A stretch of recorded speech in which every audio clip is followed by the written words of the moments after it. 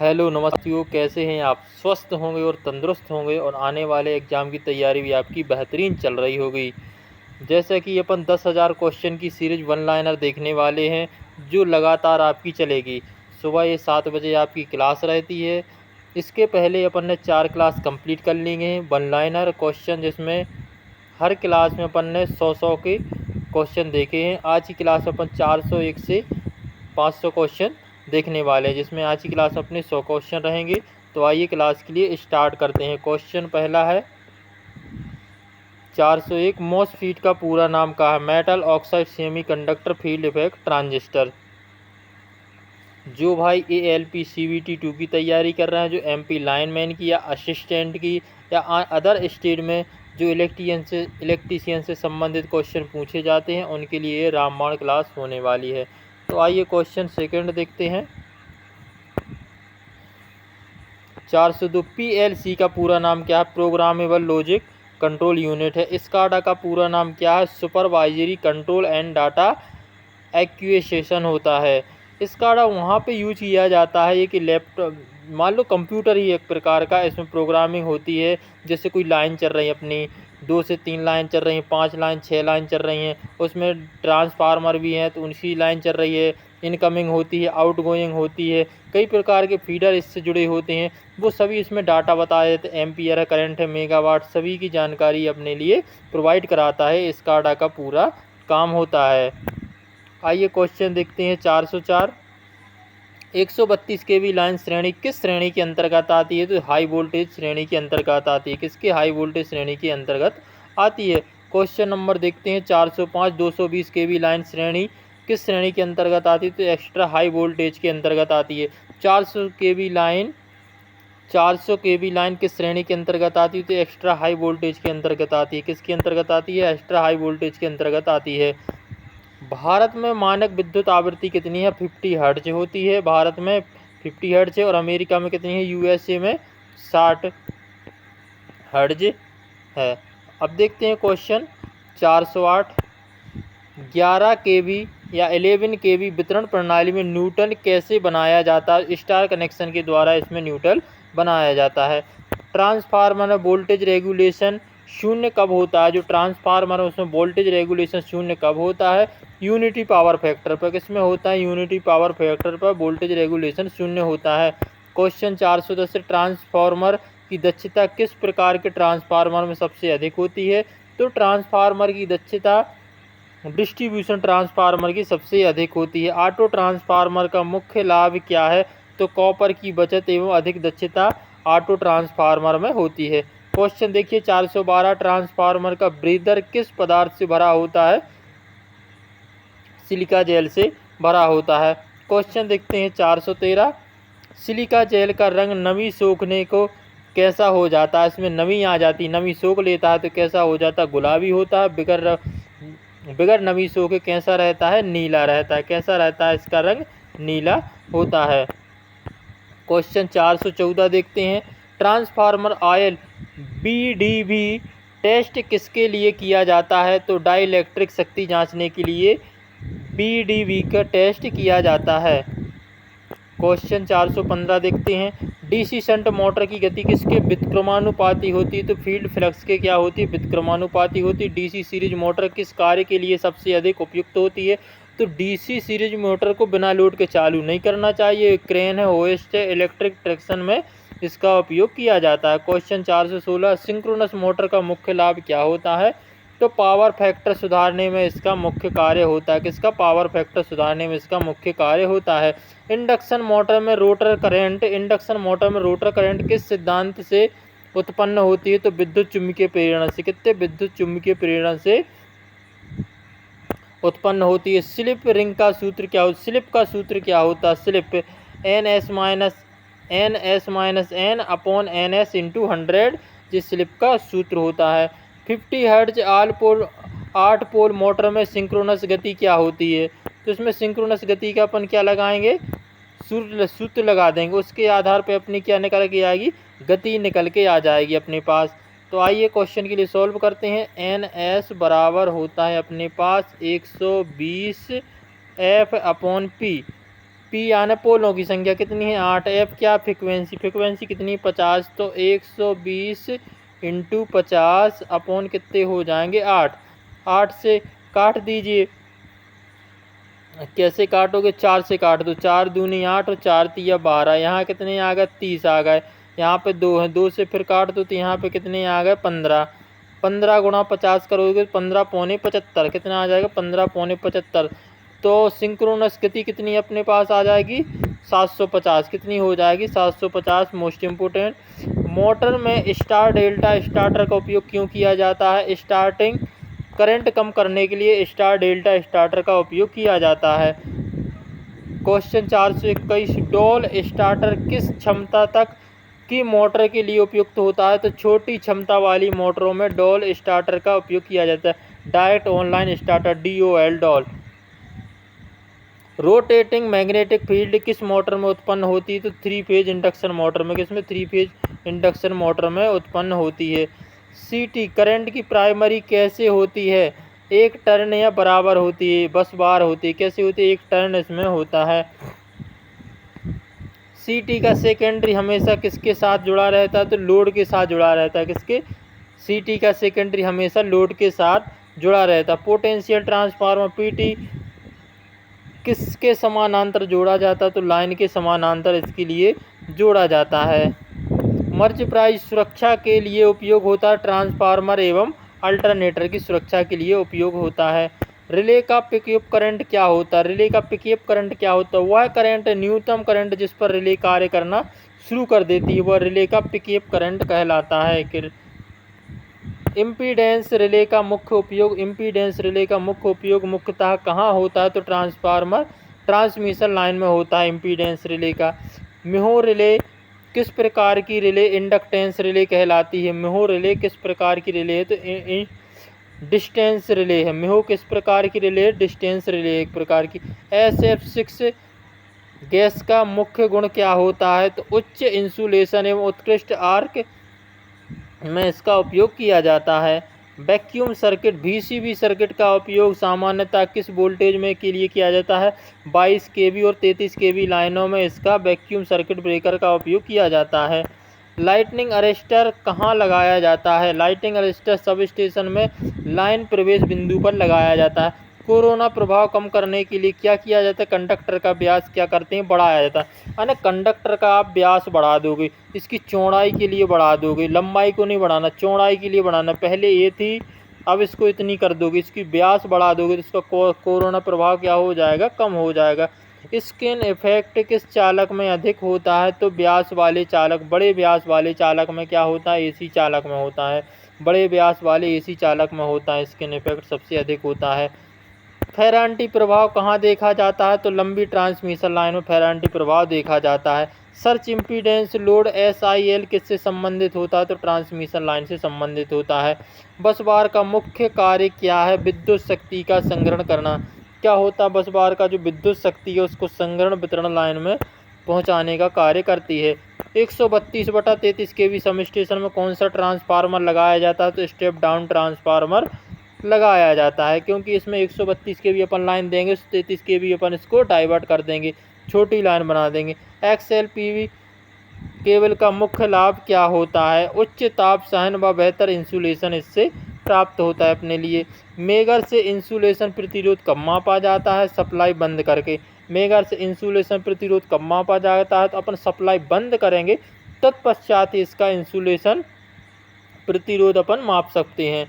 Earthing प्रतिरोध मापने के लिए कौन सा यंत्र उपयोग किया जाता है, तो अर्थ टेस्टर का उपयोग किया जाता है। किससे, अर्थ टेस्टर का उपयोग किया जाता है। न्यूट्रल अर्थिंग का मुख्य लाभ क्या होता है, देखिए साथियों इसमें क्या है, न्यूट्रल अर्थिंग का मुख्य लाभ क्या होता है, तो फॉल्ट करंट को सुरक्षित मार्ग देना। क्या होता है, सुरक्षित मार्ग देना न्यूट्रल अर्थिंग का कार्य होता है। MCCB और MCB से किस प्रकार भिन्न है, या अधिक धारा व उच्च ब्रेकिंग क्षमता के लिए उपयुक्त होती है MCCB। क्वेश्चन 444, ACB का उपयोग सामान्यतः कहाँ किया जाता है, LT पैनल में किया जाता है, लो टेंशन पैनल में किया जाता है ACB। VCB का वैक्यूम सर्किट ब्रेकर का पूरा नाम क्या, VCB का वैक्यूम सर्किट ब्रेकर इसका पूरा नाम है। SF6 सर्किट ब्रेकर का मुख्य दोष क्या होता है? यह महंगी और वातावरणीय प्रभाव होता है। इसमें महंगी गैस होती है, इसलिए ये इसका सामान्य दोष यही देखा गया है। PLC का मुख्य उपयोग कहाँ किया जाता है? PLC औद्योगिक स्वचालन ऑटोमेशन में PLC का उपयोग किया जाता है। SCADA 448 SCADA प्रणाली का मुख्य कार्य क्या है? रिमोट मॉनिटरिंग एवं नियंत्रण करना, ये नियंत्रण का काम करता है। VFD का उपयोग किसके लिए किया जाता है? AC मोटर की गति नियंत्रण के लिए। VFD मोस्ट इम्पोर्टेंट, यहाँ से क्वेश्चन भर भर के पूछे जाते। VFD का उपयोग किसके लिए? AC मोटर की गति नियंत्रण के लिए इसका उपयोग किया जाता है। क्वेश्चन 450 IGBT का उपयोग कहाँ किया जाता है? VFD में किया जाता है। कहाँ पर? VFD में इसका उपयोग किया जाता है। अब देखते हैं क्वेश्चन नंबर 451। मॉसफीट का मुख्य लाभ क्या होता है? उच्च स्विचिंग के लिए, उच्च स्विचिंग गति के लिए मॉसफीट का उपयोग किया जाता है। ट्रैक किस प्रकार का उपकरण है? ट्रैक द्विदिशीय बाईलैटरल AC स्विच होता है, बाईलैटरल AC स्विच होता है। डेक का उपयोग किसकी ट्रिगरिंग के लिए किया जाता है? डेक का उपयोग किसकी ट्रिगरिंग के लिए किया जाता है? ट्रैक के ट्रिगरिंग के लिए डेक का उपयोग किया जाता है। SCR में कितने पीइंग जंक्शन होते हैं? तो इसमें 3 जंक्शन होते हैं। SCR में कितने? 3 जंक्शन होते हैं। UJT का पूरा नाम क्या है? Most important, unijunction transistor. Unijunction transistor most important है फॉर्म, जितने भी साथी यहाँ पे बताए जा रहे हैं। हॉपकिंस टेस्ट किस मशीन में किया जाता है? तो DC मशीन में। हॉपकिंसन टेस्ट DC मशीन में किया जाता है। स्पिनर टेस्ट किस मशीन के लिए किया जाता है? तो DC शंट मशीन में किया जाता है। स्पिनर टेस्ट किसमें? DC शंट मशीन में किया जाता है। क्वेश्चन देख लो 458 मोस्ट अगला क्वेश्चन क्या है? 458 रिटॉर्डेशन टेस्ट किसका निर्धारण करता है? घूर्णन अन्य रोटेशनल हानियों का निर्धारण करता है। क्वेश्चन 449 पोल संख्या बढ़ाने का इंडक्शन मोटर की गति पर क्या प्रभाव पड़ता है? गति क्या हो जाती? घट जाती। यदि किसी मोटर की अपन पोल्स बढ़ाएंगे तो उसकी क्या हो जाएगी? गति क्या हो जाती? कम हो जाती है। अब देखिए क्वेश्चन अभी अपन ने देखा था, उसी आधार पे ये 460 क्वेश्चन। 50 हर्ट्ज 12 पोल मोटर की सिंक्रोनस गति क्या होती है? 500 RPM होती है। क्या होती है? 500 RPM। तो ये आपको निकालना है, कितनी होती है? 500 RPM निकालिए। तो NS बराबर हो जाएगा आपको, कितना हो जाएगा? 120। F की जगह कितना रखो आप? 12। F की जगह नहीं 50, F की जगह क्या रखोगे आप? 50। और पोल्स कितने हैं आपके? 12। तो 12 से क्या कर दो? काट दो। 12 एकम 12, 10 आ गया। और फ्रिक्वेंसी कितनी? 50। 50 गुणा 10 करेंगे तो कितनी गति कितनी निकल के आएगी अपने पास? सिंक्रोनस गति 500 निकल के आएगी। कितनी निकल के आएगी? 500 निकल के आएगी। यदि अब देखिए, यदि पोलों की संख्या को घटा दें, पोलों की संख्या भी कितनी थी? 12, अपने पास 12 है। अब देखिए गति कैसे बढ़ रही, कैसे घट रही। यदि अपन ने पोल की संख्या बढ़ाई तो गति घट गई, गति घटी है, 500 है। अब इसको देखिए, यदि अपन 6 रख दें, पोल की संख्या कितना रख दें? 6 रख दें। पोल की संख्या कितनी कर दें? 6 कर दें। क्या करता है? 120 गुणा 50/6। तो 6 से काटो, 6 दूनी 12, कितना आ गया? 20। 20 गुणा 50 करो, कितना आ जाएगा? 1000।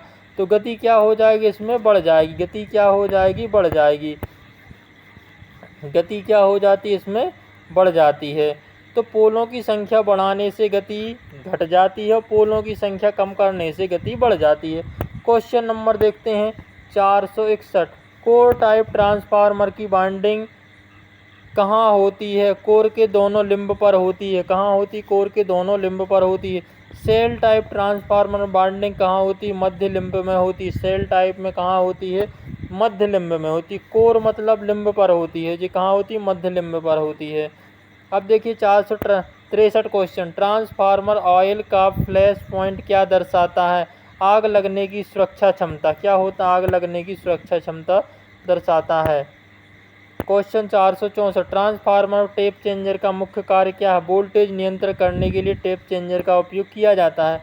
यहाँ से भर भर के क्वेश्चन पूछे जाते हैं। वोल्टेज रेगुलेशन के लिए है, वोल्टेज नियंत्रण के लिए तो टेप चेंजर का उपयोग यहाँ पे किया जाता है। OLTC का पूरा नाम क्या? OLTC का पूरा नाम क्या है? On load tap changer. On load tap changer इसका पूरा नाम होता है। ऑफ लोड टेप चेंजर का उपयोग कब किया जाता है? सप्लाई बंद होने पर ऑफ लोड टेप चेंज का उपयोग अपन कर सकते हैं। क्वेश्चन 467, सिलिका जेल का नीला रंग किस अवस्था में होता है? सूखी यानी ड्राई अवस्था में होता है। यदि इसमें नमी आ जाए तो कैसा रंग हो जाएगा? गुलाबी हो जाएगा। डीसी जनरेटर में आर्मेचर रिएक्शन क्या उत्पन्न करता है? मुख्य फ्लक्स करता है। क्या करता है? मुख्य फ्लक्स उत्पन्न करता है। 469 क्वेश्चन, इंटरपोल का उपयोग किस लिए किया जाता है? स्पार्किंग कम करने के लिए इंटरपोल का कार्य किया जाता है। कंपनसेटिंग बाइंडिंग का कार्य क्या है? आर्मेचर रिएक्शन को कम करना। मोस्ट इम्पोर्टेंट, अल्टरनेटर की ईएमएफ किस पर निर्भर करती है? फ्लक्स, आवृत्ति और टर्न पर। EMF electric motor force, alternator का इलेक्ट्रिक मोटर फोर्स डिपेंड करता है। अल्टरनेटर में डैम्पर बाइंड, देखिए मोस्ट इम्पोर्टेंट, डैम्पर बाइंडिंग का कार्य क्या है? हंटिंग को रोकने के लिए डैम्पर बाइंडिंग का उपयोग किया जाता है। सिंक्रोनस मोटर स्वयं स्टार्ट क्यों नहीं होती? क्योंकि प्रारंभिक स्टार्ट इसमें क्या होता है? प्रारंभिक टार्क इसमें शून्य होता है। सिंक्रोनस मोटर का उपयोग कहाँ अधिक किया जाता है? तो पावर फैक्टर सुधारने में सिंक्रोनस मोटर का अधिक उपयोग किया जाता है। इंडक्शन मोटर का टार्क किसके समानुपाती होता है? स्लिप, कम स्लिप क्षेत्र में इसका उपयोग किया जाता है। डीप बार रोटर का मुख्य लाभ क्या होता है? उच्च प्रारंभिक टार्क के लिए इसका उपयोग किया जाता है। 477 क्वेश्चन, डबल केज रोटर का मुख्य लाभ क्या होता है? उच्च प्रारंभिक टार्क और बेहतर दक्षता के लिए इसका उपयोग किया जाता है। भी कर्व किस मशीन से संबंधित होता है? तो सिंक्रोनस मोटर से संबंधित होता है। किससे? सिंक्रोनस मोटर से संबंधित होता है। एम कर्व किससे संबंधित? अभी तक आपने परीक्षा में भी कर्व के लिए देखा होगा लेकिन एम कर्व के लिए नहीं सुना होगा। तो अब देखिए, डीसी मोटर की विशेषता के लिए बताता है एम कर्व। क्या बताता है? डीसी विशेषता को बताता है। डिस्टेंस रिले किस विद्युत राशि पर कार्य करती है? तो इम्पीडेंस राशि पर कार्य करती है। क्वेश्चन 481, मर्ज प्राइस सुरक्षा किस सिद्धांत पर आधारित? डिफरेंशियल करंट पर। प्रतिबंधित अर्थ फॉल्ट REF सुरक्षा किसके लिए उपयोगी होता है? ट्रांसफार्मर की सुरक्षा के लिए REF प्रतिबंधित अर्थ फॉल्ट सुरक्षा के लिए उपयोग होता है ट्रांसफार्मर। बस बार सुरक्षा से संबंधित सामान्यता कौन सी रिले होती है? Differential relay. बस बार सुरक्षा से संबंधित कौन सी? डिफरेंशियल रिले हो जाएगी। वेब ट्रैप का उपयोग कहाँ किया जाता है? वेब ट्रैप का उपयोग वहाँ पर किया जाता है जहाँ पर कम्युनिकेशन संचार का उपयोग होता है, PLCC का उपयोग होता है, वहाँ पे वेब ट्रैप का उपयोग किया जाता है। PLCC का पूरा नाम क्या होता है? Power line carrier communication. Power line carrier communication पूरा नाम होता है।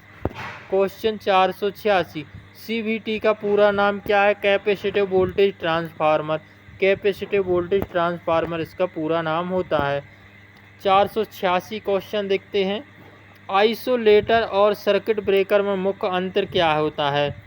सर्किट ब्रेकर वह होता है जो ऑन होते हुए भी सर्किट ब्रेकर को ऑन चालू ऑफ कर सकते हैं, लेकिन आइसोलेटर को ऑफ अवस्था में ही सर्किट ब्रेकर बंद होने पर ही इसका उपयोग किया जाता है। तो देखिए, आइसोलेटर को लोड पर संचालित नहीं किया जाता जबकि सर्किट ब्रेकर को लोड पर संचालित किया जाता है। LA का पूरा नाम क्या होता है? तो लाइटिंग अरेस्टर इसका पूरा नाम होता है।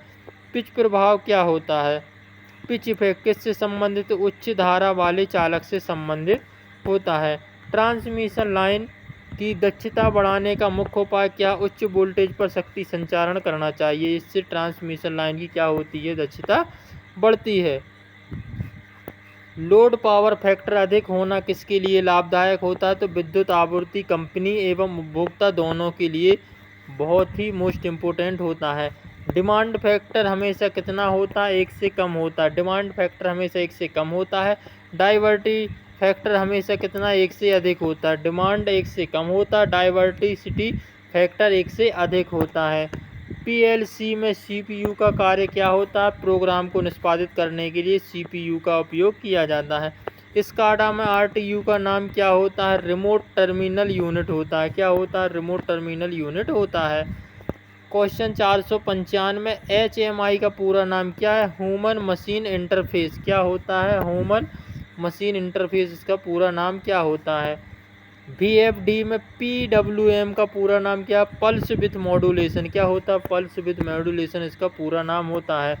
IGBT मुख्यतः किस प्रकार का नियंत्रण स्विच है, तो ये पावर इलेक्ट्रॉनिक स्विच होता है। क्या होता है, पावर इलेक्ट्रॉनिक स्विच होता है। UPS में बैटरी सामान्यतः किस प्रकार की होती है, तो value regulator load lead acid होती है। कौन सी, लेड एसिड होती है UPS में। SMPS में ट्रांसफार्मर किस आवृत्ति पर कार्य करता है, उच्च आवृत्ति पर, आना हाई फ्रिक्वेंसी पर कार्य करता है।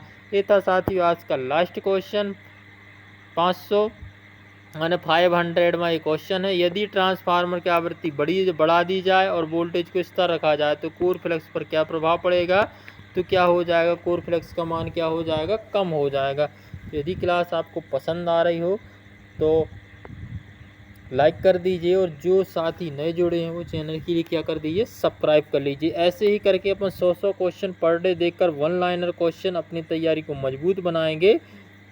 इस बार खतरनाक जंग अपन लड़ने वाले हैं। जो भी भाई अपने MP लाइनमैन ट्रांसमिशन की तैयारी कर रहे हो, चाहे ALPCB2 की तैयारी कर रहे हो, उनके लिए रामबाण क्लास है।